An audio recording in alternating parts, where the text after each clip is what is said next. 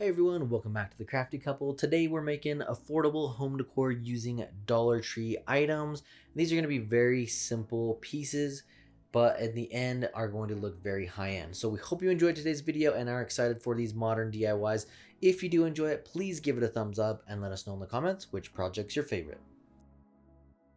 To start, we're going to be using these Dollar Tree tumbling tower blocks, and if you're using these smaller packs, you will need 3 of those. And if you're using the larger one, you can get by with 2. So the first thing I'm doing here is gluing 3 together at a time, and you will want to do that 30 times. So essentially we're going to have 30 of these 3-piece squares, and then once we have those all glued together, we can start gluing those squares together, making a row. So to start creating the shape of the tray, I'm going to alternate these. So my first one, what I'm doing here is going to essentially be a vertical block, and then the next one horizontal. So we're going to create a design throughout this entire tray by kind of going back and forth, alternating these vertically and horizontally so they're not all going the same direction. I think it gives it a pretty cool little pattern with these little blocks, and it's still really easy to do. You don't have to cut anything, and it gives it that unique design. So for this tray, what I ended up doing was a row of 6 by 5. So we're gonna have 6 long and then 5 tall, and that's gonna create our tray size. Now this is totally up to you. You can do smaller or you could do a lot bigger if you wanted to. It's just however big you want to make this tray. Now once we have that first row complete, we can move on to adding all the other pieces. You could do this a couple ways. If you wanted to, you could glue all the rows just like I did the first one and then glue those together. However, where these don't always match up in size, I wanted to glue them individually from here so that I could try and fit it as tightly as possible. If you were to glue all of them in a straight row, you might have some parts that just don't fit as well. And in the end, the tray didn't fit perfectly anyway, just because of the different sizes of the blocks. So don't stress out too much if it's not perfect. I think it still looks really good in the end. And then what I'm going to do here is use this early American stain from Minwax and go ahead and stain the entire thing. And I ended up using some wood glue on the back of this. Just kind of put it through the seams and then spread it all over the back to give it a little bit more strength as well. Once we have the base complete, we can move on to the handles, and these are going to be really simple. This is what it's going to look like when it's glued together. So for mine, I needed 5 blocks on top, 5 on bottom, and then in between I'm using these little wood cubes from Dollar Tree as well. So all I'm going to do is just glue them end on end until I have that row of 5, do another row of 5, and then I will glue those together with the 2 squares. One thing to keep in mind too when you're working with the hot glue is you don't need a ton to get these to stick together. If you're using too much, it's going to actually come out of those seams and then it's going to be on the surface. So that creates an issue if you're trying to stain these pieces. If there's glue on top, it's not going to stain the wood and you're going to see those gaps and it's just not going to look very finished. So if you're staining, just keep that in mind. Try and keep the glue to a minimum. That way you don't have to worry about that. If you're painting, it doesn't really matter because obviously you can paint over the glue and the wood, and that doesn't matter as much as if you're staining. Once we have those assembled, we can move on to painting. I decided to paint mine with the matte black spray paint from Krylon, and right there I'm just showing you a little bit of that wood glue on the back. Now the next part to kind of finish this up is to just add those handles on each side, and I'm just going to simply use some hot glue to attach those. Again, a really simple project, but I think in the end it looks very pretty, high-end, and can go with a lot of different decor options. So one thing I would suggest, if you're wanting something a little bit nicer, you could still do the pattern with the tumbling tower blocks, but if you wanted to use like some square wood dowels for the handles, I think those would hold up a little bit better and they would look cleaner than the tumbling tower blocks. So that's something that we have thought about doing. Let us know in the comments if you guys would like to see us try some a little bit higher end projects with more raw material from like Lowe's, or if you like strictly the Dollar Tree stuff. We would love to do some of these similar projects but make them look a little bit more high end with some of those nicer items. So let us know if that's something you guys would be interested in seeing. This project is actually a West Elm dupe. I believe it was around $170 and I am making it for only $2. So what I did was grab these rectangle wood planks from Dollar Tree, and then I'm using these from another project from this video. I'll link it right here. They are not quite half, they're kind of a weird length, but I always try and reuse things so that we don't have any wood go to waste. So you can look in the last video that I linked up above and it shows you about how long they are. So if you made that and you have the leftovers, this works perfect. I am just grabbing 2 of the rectangle pieces and gluing them together at the ends, and you will make 2 sets of these. And then we will put hot glue all along the side of one of them and put it directly on top of the other wood piece.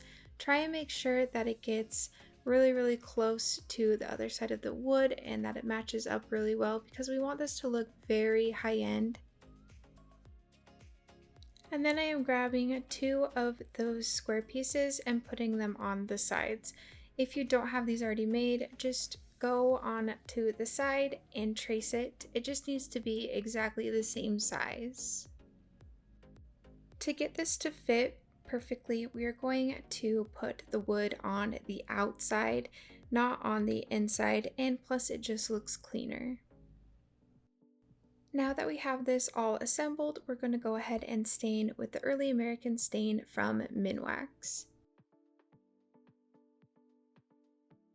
Since the 12-inch dowels aren't long enough from Dollar Tree, I'm going to be using this extra long skewer from Dollar Tree. They're kind of coming out now since it's more of the grilling type season. All you will want to do is just hold it across and then draw a little line. I'm using dog clippers here to cut the skewer. Then I spray painted the skewer with the metallic gold spray paint from Rust-Oleum, and when it was dry, it's time to add it to our shelf. So all you're going to do is turn it and add 2 little dots of hot glue on each side, and then stick the skewer in.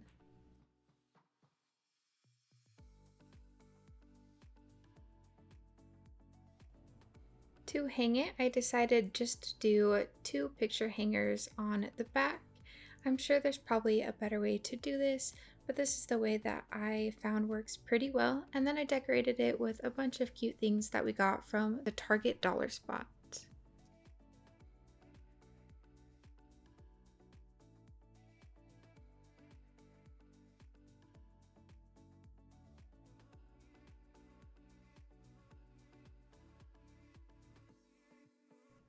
For this project, we're going to be using this hula hoop, and we want to just take out all of the beads and then all of this wrapping that's on here. So it's fairly easy to do. We just want to remove the tape here, and then that's going to allow us to pull it apart, and then we can remove the beads, and then we can also take the rest of that wrapping off. It only takes a couple minutes to get it off. It's really simple, and then that way we have just a black hoop to work with.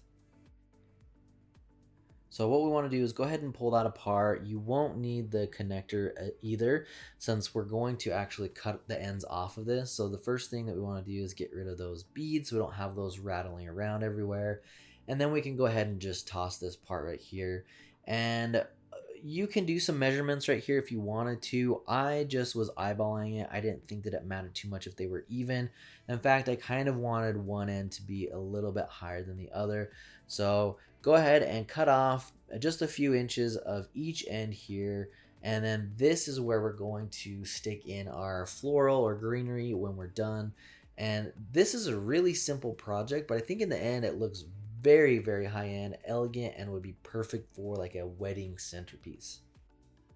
So for the base, what I'm using is just a lid from one of those little gift boxes from Dollar Tree. And then to give this some weight, since this is pretty large, the hula hoop's going to extend out quite a bit. And then with the flowers, it's going to have a lot of weight on the top. You definitely want to add some weight in here. So these are just some rocks that we had on hand. If you have some from Dollar Tree or run out to your backyard, grab some rocks and you can just glue them on the underneath part there, and then that way it's going to give it more weight to hold everything in place.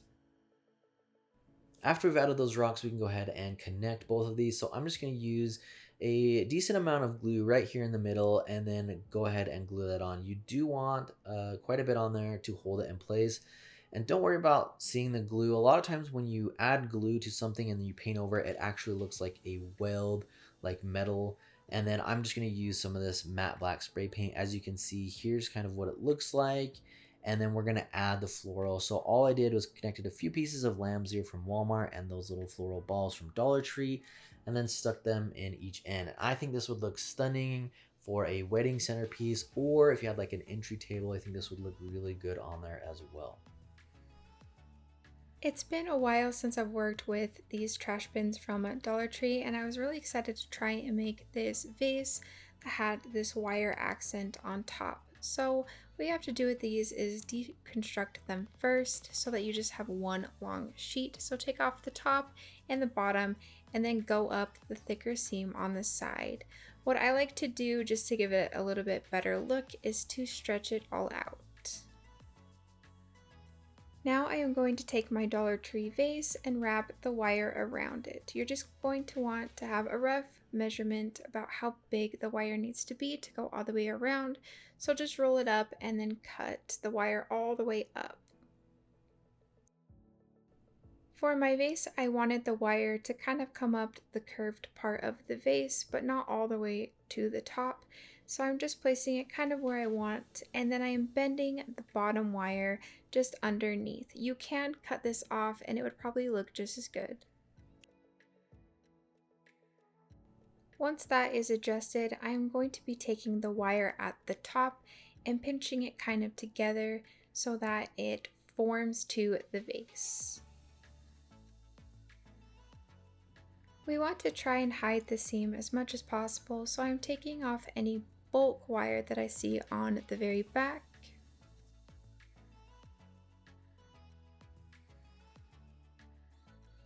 And then just to finish it up, I added some hot glue at the bottom so the wire didn't come up. Then I will also be adding hot glue to the back, just a few dots to hold all of it together. I think this kind of fits in the rustic modern, but also a little bit more farmhouse. I think it fits in a lot of different styles, which I really, really love.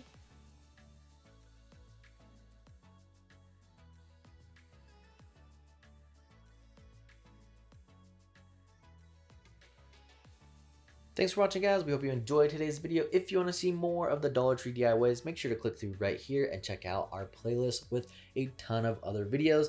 And as always, make sure to subscribe and hit that bell icon so you can be notified every time we upload a new video.